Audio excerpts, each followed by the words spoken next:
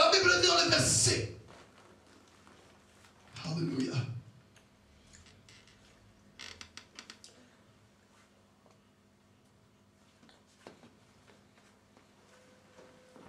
Il veut changer la loi. Verset 25. Il prononcera des paroles contre le Très-Haut. Il opprimera les saints du Très-Haut. Et il espérera changer les temps et la loi. Ils veulent changer le temps et la loi.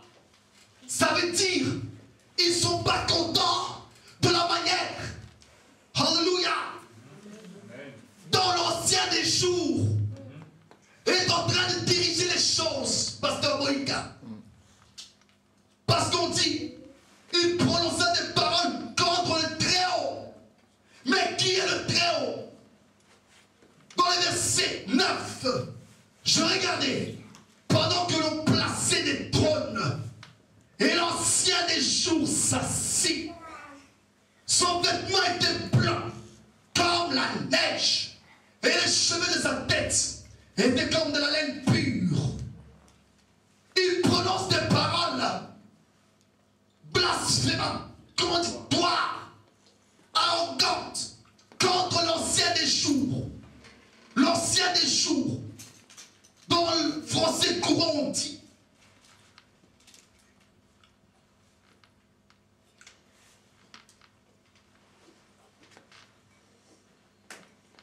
français courant, c'est la Bible. Avec un langage, un français d'aujourd'hui. La Bible avec laquelle je prêche, c'est Louis II. C'est un français académique, universitaire. Mais Louis II, c'est le français léger, le français de la rue. Dans Louis II, admettons, ils vont dire revoir, à bientôt. Et dans le français, comment on dira salut. C'est la même Bible, même pensée. Les Chinois ne disent pas au revoir comme nous. Peut-être eux c'est han. Mais la pensée est la même. La signification est la même. Amen. Alors, français, comment on dit dans le verset 9? Dans français, Louis II, on dit l'ancien des jours. Alléluia. Mais en français, comment on dit, je continuais de regarder. Des trônes furent installés. Et un vieillard vint s'asseoir. Donc ces rois, ces princes, ces hommes qui, dans le verset 25, prononcent des paroles contre le Très-Haut. Ils prononcent en fait des paroles contre un vieillard. Et qu'est-ce qu'ils veulent à ce vieillard? Ils veulent qu'il change la loi et le temps. Ils ne sont pas contents de la manière dont le vieillard est en train de diriger les choses. Ils veulent faire les choses à leur manière. Et leur manière est brutale, arrogante, blasphématoire.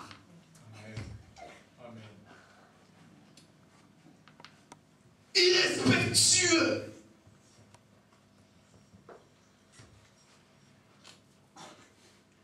Irréligieux, ça se dit. Irréligieux.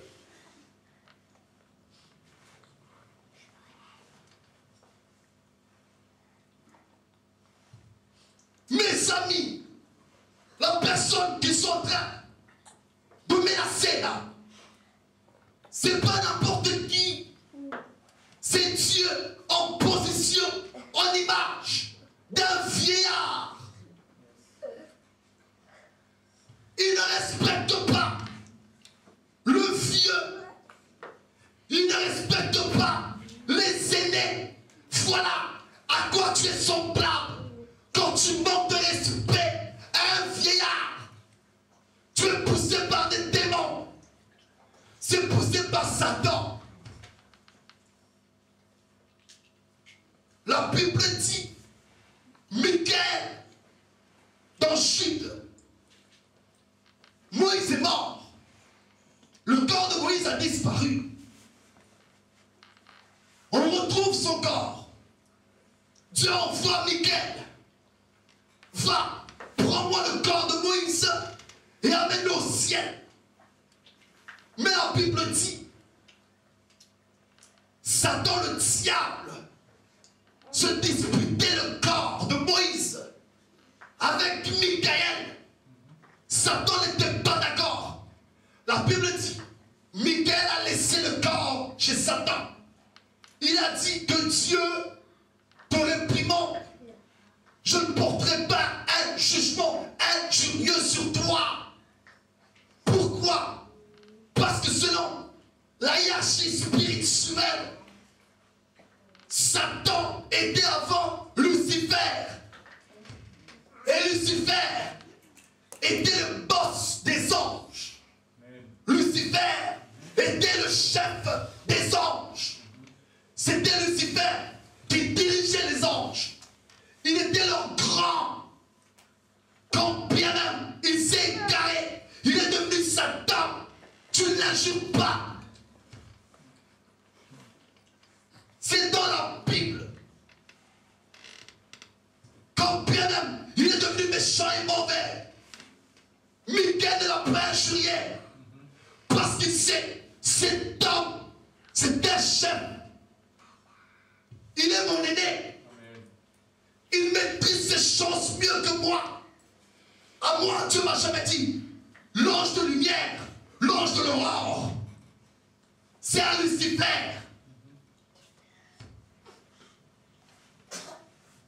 Voilà un enfant de Dieu.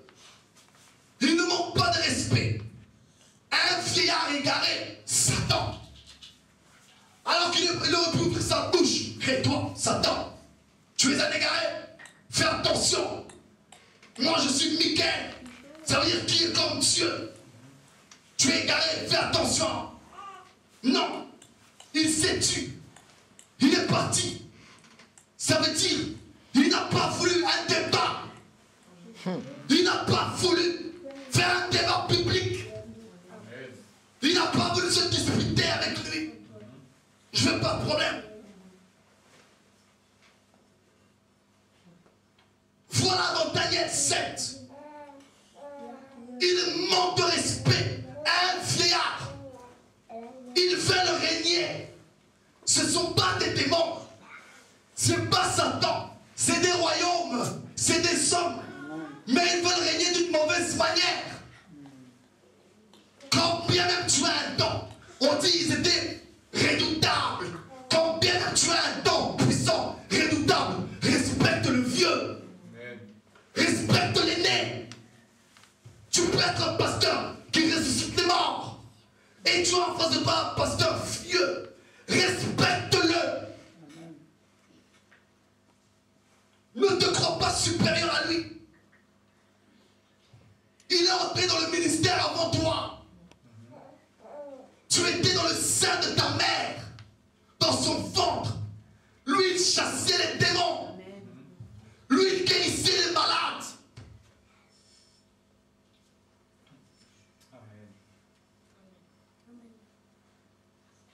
Voilà le regard à ces rois. Ils n'arrivent pas à régner. Ce n'est pas par la force que tu arriveras à régner. Prenons vite. Lévitique 19.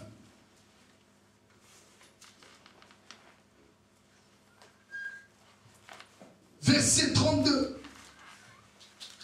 Tu te lèveras devant les cheveux blancs et tu honoreras la personne du vieillard. Tu craindras ton Dieu.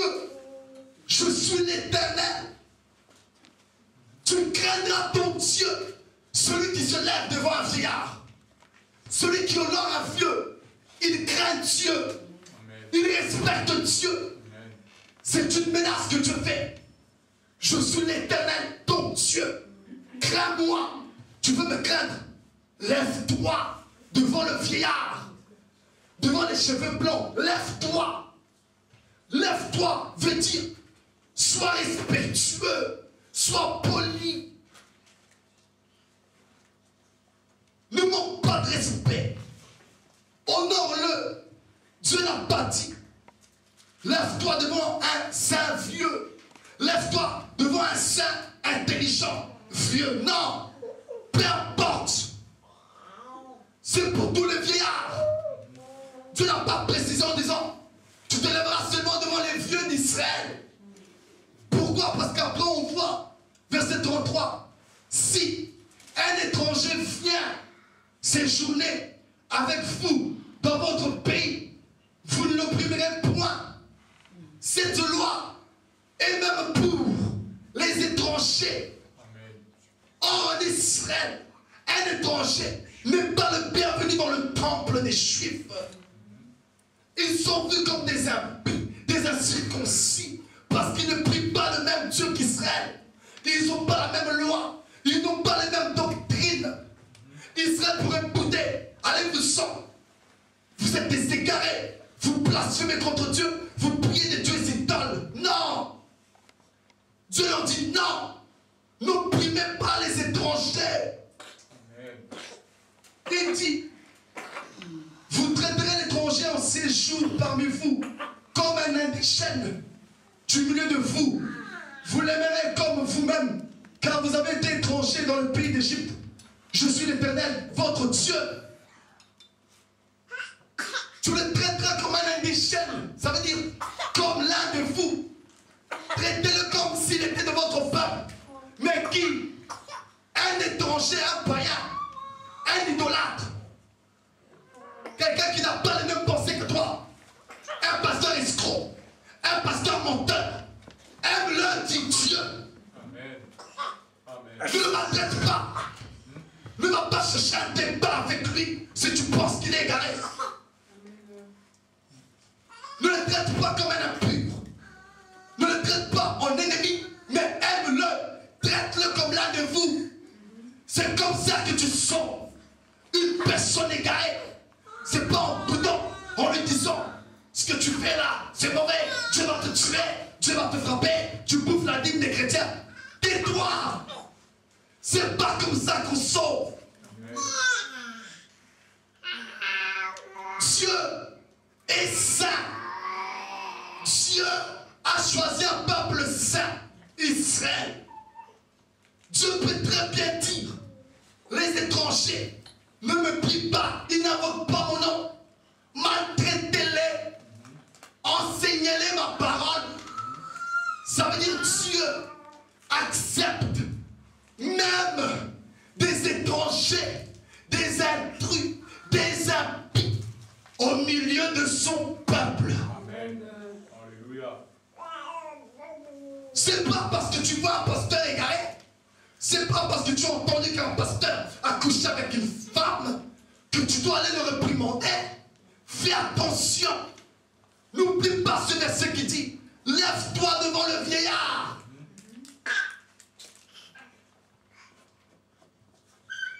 Ce qu'il a fait, c'est pas tes affaires. Christ a dit, celui qui n'a jamais commis de péché, qu'il jette le premier la pierre. Qui peut me convaincre, disait Jésus, du péché? Je viens de Dieu. Christ est saint. Mais les amis, il a accepté de prendre une position humaine. Il est devenu péché, pas pécheur. Péché. Il a revêtu ce corps du péché. Il est devenu comme les étrangers. Lui qui était divin, saint, invisible, très haut. Il devient humain comme nous. Il n'est pas venu en disant, hey, vous êtes des impies. Je suis Dieu. Je suis propre. Vous péchez. À rien de moi. Non. Il est venu chez les siens. Mais c'est qui les siens? Des impies. Amen. Ils n'ont pas reçu. Mais à tous ceux qui l'ont reçu, elle a donné le pouvoir de devenir. Mais ce sont qui ceux-là? Des païens. Des gens pires que les juifs. Jésus n'a pas jugé qui que ce soit.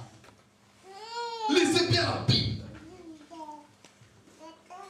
Certes, il avait l'habitude de dire aux pharisiens et aux scribes, vous êtes des hypocrites. Mais il ne s'est pas terminé à ça. Il a achevé et terminé ses paroles à la croix. Pardonne-les. Ils ne savent pas ce qu'ils font. Mais toi, où est ta miséricorde? Où achèves-tu ton débat? Ton débat ne s'arrête pas là. Ça doit s'arrêter à la croix. À l'intercession. Mais aujourd'hui, des pasteurs, des jeunes gens se lèvent, prétendant faire partie d'un groupe de réforme. Ils se limitent à des débats, à des cassages. Ils veulent instruire tout le monde.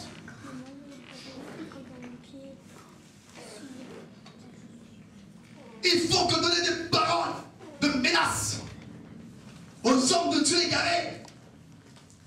Ça se termine pas là.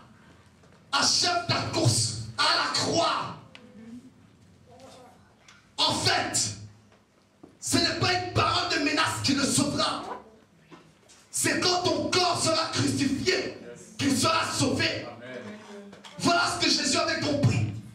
Ça ne sert à rien que je parle trop. Ça ne sert à rien que je les casse tout le temps. Ils ne savent pas ce qu'ils font. Je vais prendre leur place. Je vais être crucifié à leur place. Je vais m'offrir moi-même. Qui était Jésus? Un jeune homme de 33 ans. Il n'a pas été arrogant envers les vieux. À 12 ans dans le temple, il est questionné. Il ne prêchait pas. Il ne les enseignait pas. Il ne manquait pas de respect. Il posait des questions. Il est allé voir les anciens parce qu'il est sur terre. Il va commencer un ministère, mais il va voir les vieux.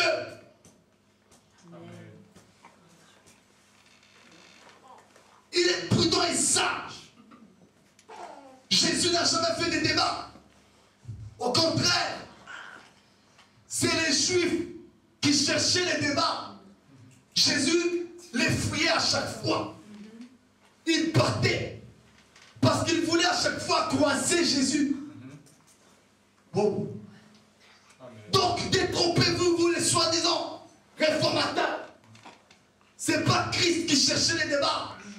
C'est eux qui venaient à lui. Ils envoyaient des docteurs de la loi pour questionner Jésus. Ils envoyaient des pharisiens pour piéger Jésus. Maître, est-il permis de pardonner une femme à l'adultère? Ils ont emmené Marie de Magdala, ils l'ont jeté devant Jésus pour coincer Jésus. Il y a un autre, il vient. Bon maître, que faut-il faire pour faire la volonté de Dieu? C'était pour le piéger. Il cherchait un moyen à dire, il a blasphémé contre Dieu. C'était pas Jésus. Quelle est l'erreur? Fou, hypocrite. Non. Il conseillait même à ses apôtres, n'allez pas vers eux. Méfiez-vous de leur pain avec les levains. Faites attention à leur hypocrisie. Il les mettait en garde. Mais aujourd'hui, c'est les réformateurs. Ils ciblent. Ils cherchent des victimes. Ils cherchent des pasteurs pécheurs. Ils cherchent des pasteurs coupables pour tirer. Non. Celui qu'on a ciblé, celui qu'on cherchait, c'est Christ. On a percé son côté. Amen. Voilà la cible idéale. Cible Jésus. Amen. Vise Jésus. Bombarde une pierre à Jésus. Et tu verras. Car la Bible dit, la prière d'un seul juste a une grande efficacité. C'est comme ça que tu sauveras un pasteur égaré. C'est pas en ayant le manque de respect. Tu feras que l'irriter, l'énerver. Qui aime cette parole? Acclamons Dieu.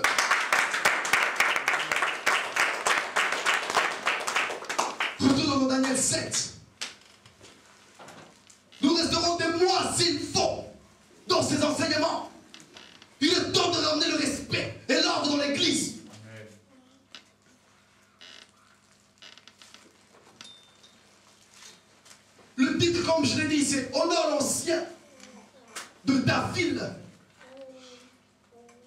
Pourquoi tu dois l'honorer? Parce que Dieu l'a dit. Je suis Dieu. Dans Exode, dans Lévitique 19, je te l'ordonne.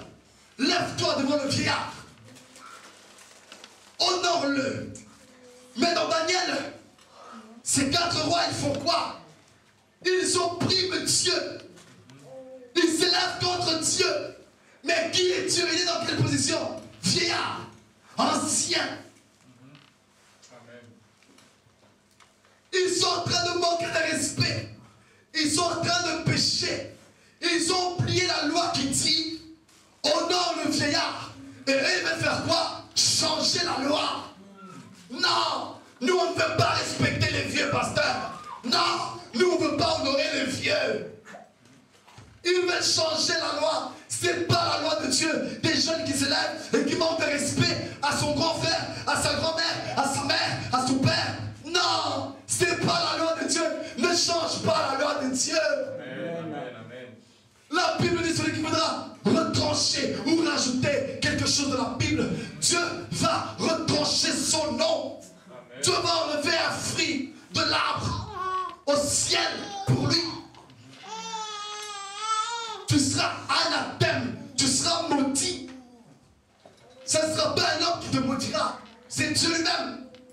Parce que la Bible dit, tu veux vivre longtemps, honore ton père et ta mère. Amen. C'est la seule loi, le seul commandement, avec une promesse. Prenons petit Timothée.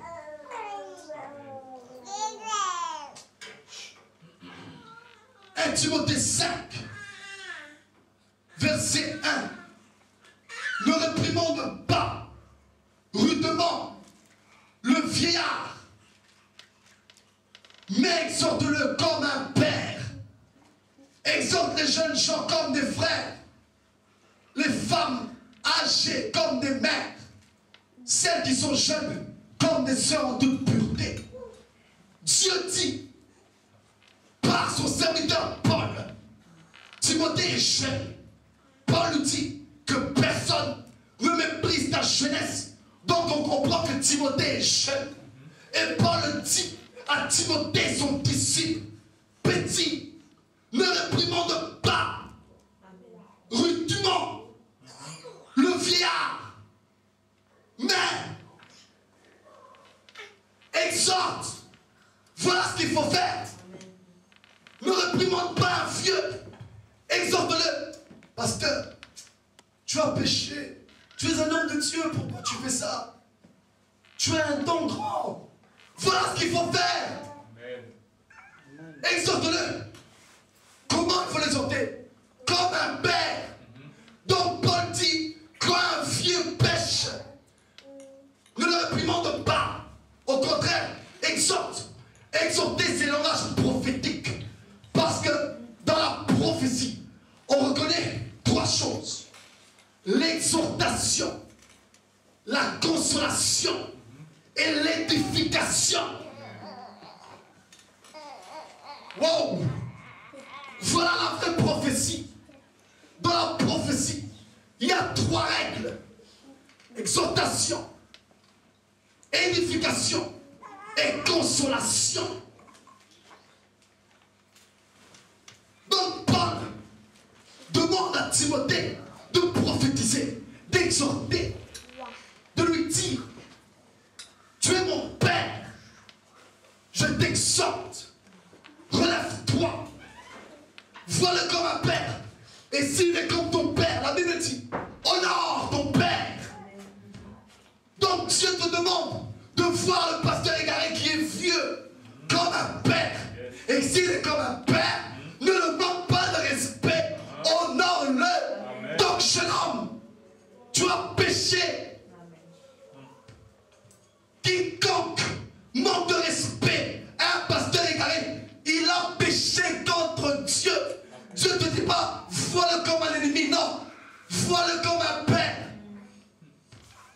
Quelqu'un qui est dans une mauvaise position, vois-le comme un père. C'est un vieillard qui qui aime ce message. Amen. Je ne viens pas vous prêcher des choses de femmes. Je vais vous montrer celui qui obéit à cette loi. Qu'est-ce qui va lui arriver ensuite? On va découvrir. Mais laissez-moi encore renseigner un peu. Alléluia.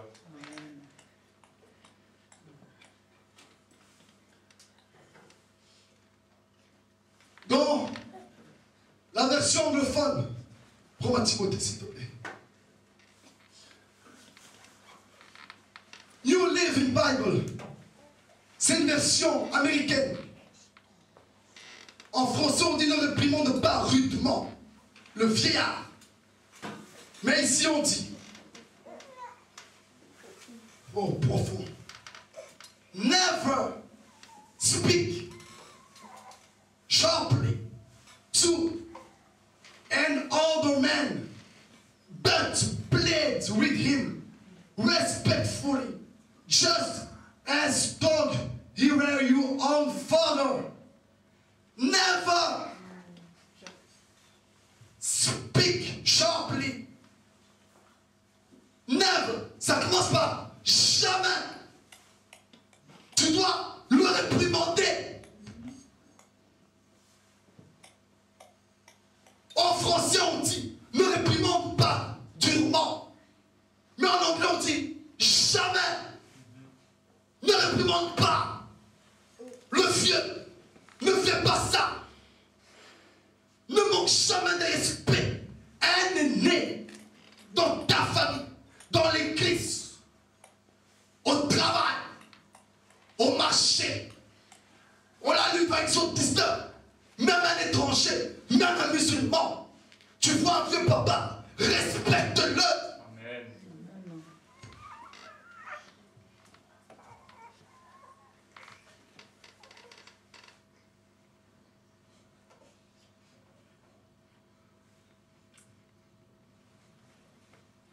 Les synonymes de rudement.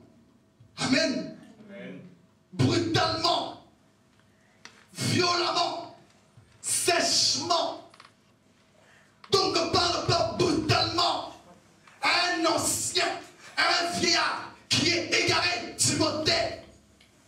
Ne fais jamais ça. Ne sois jamais brutal. Ne sois jamais violent. Or, dans Daniel 7, ces animaux étaient féroces, violents, brutals, affreux à voir. Daniel a tremblé à cause de leur arrogance, à cause de leur brutalité, à cause de leur manière de parler parce que leur corne blasphème. Ça a choqué Daniel, un jeune prophète. Il est étonné, il ne comprend pas. Comment est-ce possible qu'on puisse manquer de respect à l'ancien des jours, à ce vieillard? Il est assis pourtant sur un trône. Ça veut dire qu'il a la gloire. Daniel n'a pas de trône. Daniel est dans son lit quand il fait ces choses. Mais le vieux là, faites attention. Lui, il est sur un trône. Autre synonyme, sèchement. Toi, pasteur, non! Ne lui parle pas sèchement, Timothée. Ne fais jamais ça. Ne parle pas sévèrement. Ne parle pas brusquement. Ne parle pas rapidement. Pasteur, je dis demain, non! Parle pas rapidement. Tu ne parles pas à ton pote. Tu parles à un ancien. Pèse tes mots. Tourne 7 fois ta langue. Sois calme. Devant ceux qui l'attendent, dit la Bible, Ésaïe 53, Jésus, il a pas ouvert la bouche. Il est resté muet. Devant qui? Les principaux sacrificateurs, scribes, pharisiens et les anciens d'Israël. Il n'a pas ouvert la bouche quand il est venu l'attraper pour le conduire à la croix à Golgotha. Il pouvait dire, bats les pattes, ne me touche pas, je suis Jésus, je t'ai créé. Non. il s'étue. Il avance tête baissée. Parce que ce sont des anciens. Regardez, regardez. Acte 23. Alléluia. Pardon. Je sais même plus c'est quoi, c'est pas grave. Merci. Alléluia. Acte 23. Le temps.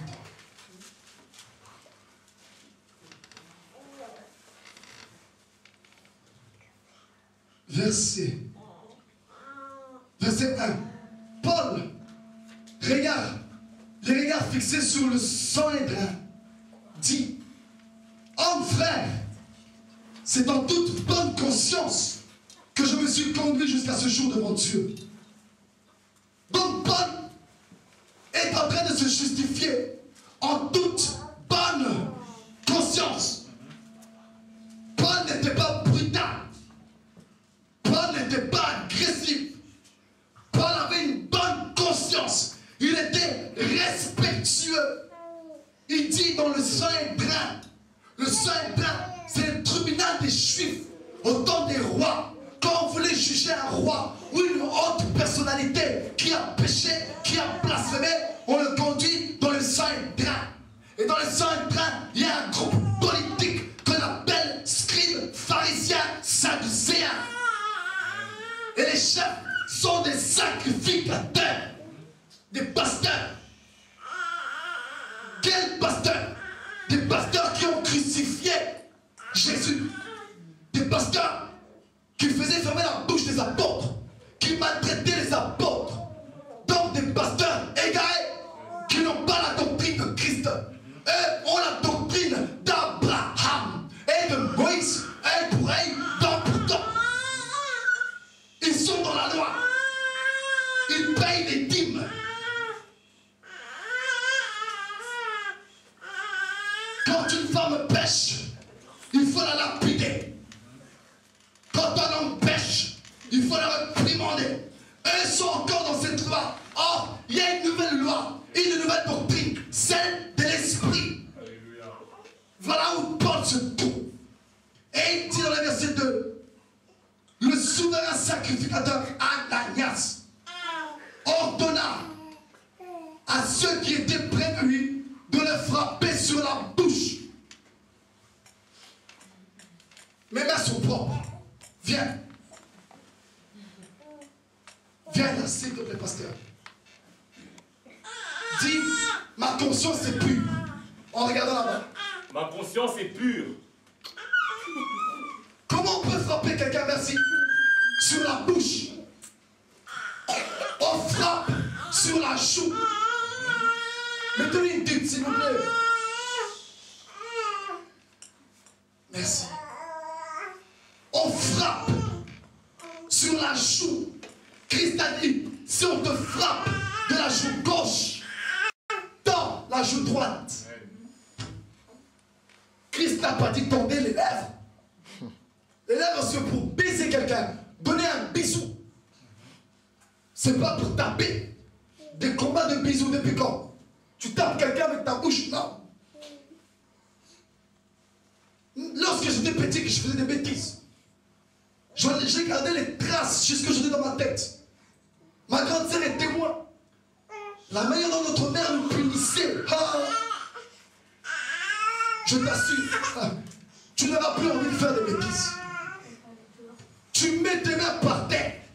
Tu lèves tes pieds contre le mur. Ose baisser tes pieds. Tu vas regretter. On a tous connu ça. Des coups. Comment on appelle ça? Des fils d'électricité. Dans le dos. Tout le monde a connu ça. Ça aide pour corriger l'enfant. Même la Bible le dit. Corrige l'enfant pour l'instruire. Par moments, c'est bien de corriger. Mais pas abuser. Amen. La parole, c'est mieux. Donc je disais, voilà, normalement, quand quelqu'un parle mal, tu le frappes. Lorsque les apôtres parlaient trop, au nom de Jésus, dans Acte 5, pardon, Acte 4 et 3, la Bible dit, qui est le souverain sacrificateur. Donc, les pasteurs qui ont la haute fonction en Israël ont ordonné d'arrêter Pierre et Jean et de les fouetter. Mais là, Paul n'a rien dit de mal. Il a simplement dit, je suis pur devant Dieu. Et on le frappe où? Sur les lèvres. Pourquoi? Verset 3. Alors, Paul lui dit, Dieu te frappera, muraille blanchie.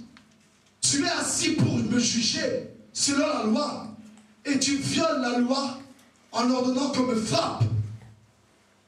Les amis, normalement, muraille blanchie, tu dois me juger selon la loi, mais tu ordonnes qu'on me frappe. Ça, c'est un manque de respect.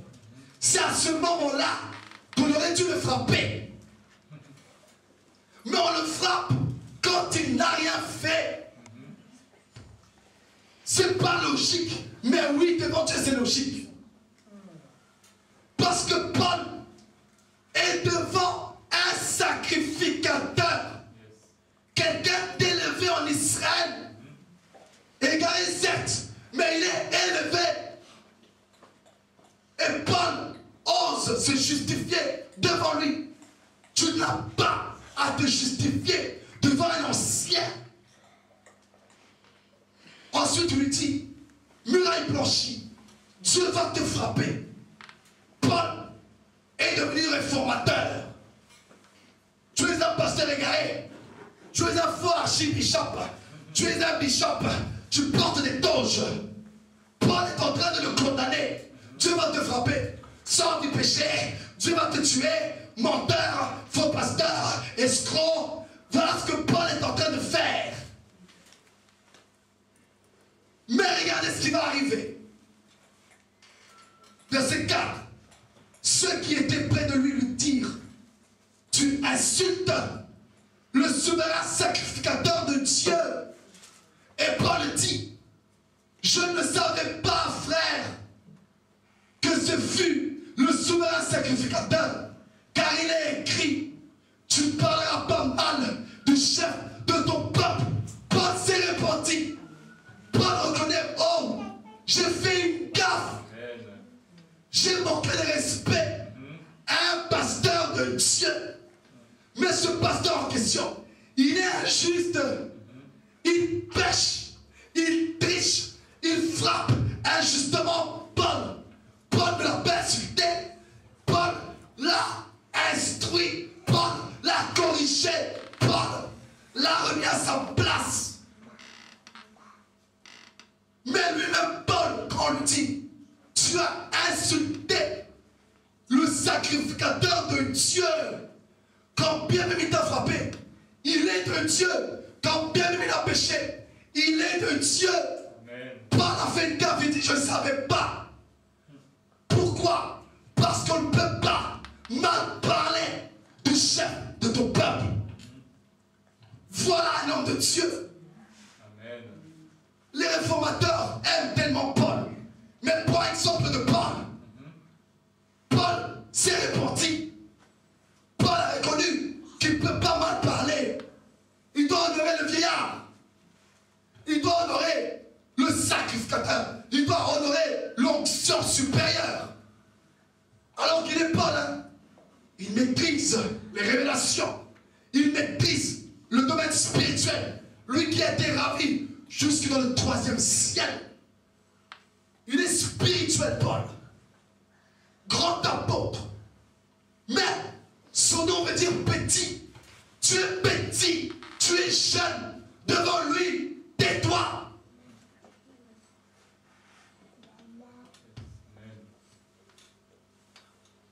Continuons le message. Que Dieu bénisse sa parole. N'oublie pas.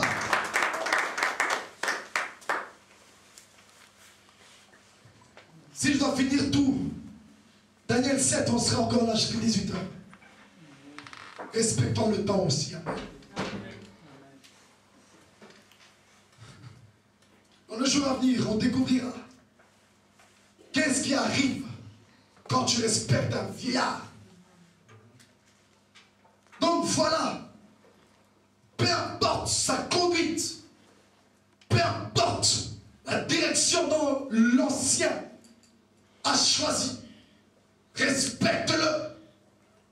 Même si ta mère est une prostituée, respecte-la. Même si ton père est un sorcier, respecte-le. Même si ton pasteur a couché avec tout Bruxelles, respecte-le. Il a l'onction. Il a été établi dans le ministère avant toi. Vieillard, c'est pas seulement dans l'âge. Même dans l'autorité, celui qui sert Dieu avant toi est un vieillard. Respecte-le. Pour conclure, dans les livres juifs, dans la tradition juive,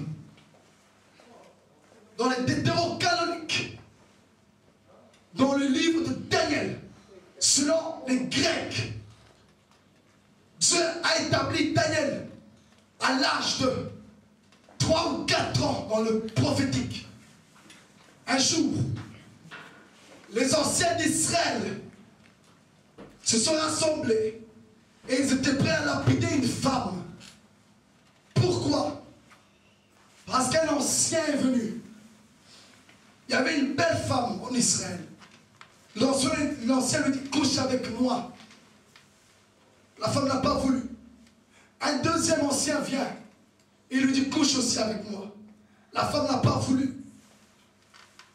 Alors les deux anciens ont dit à la femme, si tu ne veux pas coucher avec nous, on va dire à tout Israël, au chef, que tu voulais coucher avec l'ancien. Je suis venu pour te l'empêcher. Tu es marié, tu ne peux pas faire ça. C'est l'adultère. On doit te tuer. La femme a dit, alors tuez-moi. Portez un faux témoignage. Mais je ne coucherai pas avec vous. Qu'est-ce qui s'est passé? On a rassemblé tout Israël. Parce que dans la Bible, quand il y a un péché, on rassemble tous les tribus, tous les peuples. Et là, les faux témoins, les deux anciens sont en train de mentir. On a ligoté la femme contre un arbre. On voulait la lapider avec des grosses pierres. Ils ont dit, oui, cette femme a voulu coucher avec cet ancien. Et moi, je suis venu, j'ai couru, j'ai vu, je l'ai interdit. Elle va mourir. Elle était prête à trahir son mari. Mais la Bible dit, il y avait un jeune sage. Il avait en lui l'esprit du Dieu très haut. Il avait en lui un esprit supérieur. Il avait 10 ans. Il s'appelait Daniel. Dieu a dit, Daniel, lève-toi. On va tuer une femme juste. Il y a des anciens qui se sont rébellés contre ma parole. Va, dis la vérité. Et Daniel dit, on ne m'écoutera pas, Seigneur. Va, car je t'ai envoyé. Tu es mon prophète. À 10 ans, face à des papas de 80 ans, 70 ans, 50 ans, Daniel est parti. Daniel a prophétisé. Daniel a expliqué tout ce qui s'était passé. On a reconnu que ce que Daniel disait était vrai. On a libéré la femme. Et on a tué les deux anciens. Voilà qui est un vieillard. Quelqu'un qui est choisi par Dieu. Daniel était certes jeune, mais il était prophète. C'était lui le vieillard, l'ancien d'Israël. Dieu est passé par lui pour parler à tout Israël. L'ancien, le vieillard, c'est pas seulement dans l'âge. C'est aussi celui qui est avant toi, dans le ministère. C'est un ancien par rapport à toi. C'est un vieillard dans le ministère par rapport à toi. Honore-le et respecte-le, malgré son âge. Amen. S'il vous plaît, pour l'amour du ciel, ne manquons pas de respect aux pasteurs aînés, aux grandes sœurs, aux grands frères, aux pères, aux mères. Respectons-les, honorons-les, car Dieu a ordonné cela. Que Dieu bénisse sa parole. You are Alpha and Omega. Say, we worship you, our Lord. You are worthy.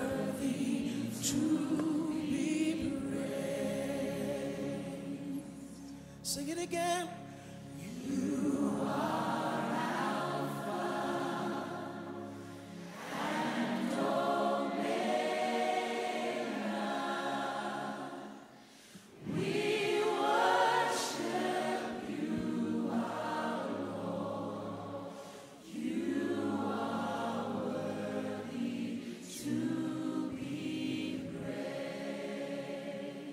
We give you all the glory. We give you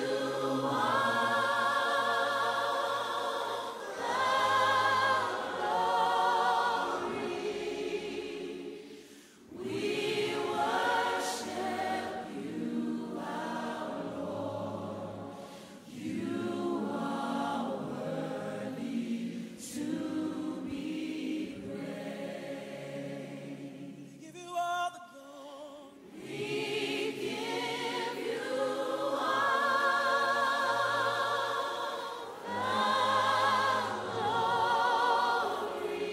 We worship you.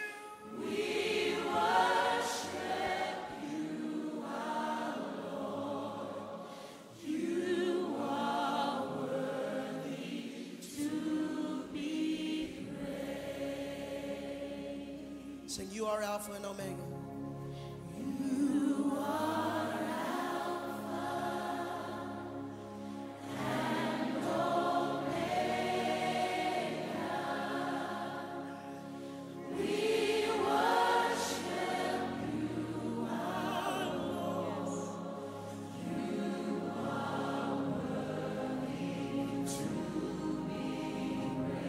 We give you all, we give you all, we give you all.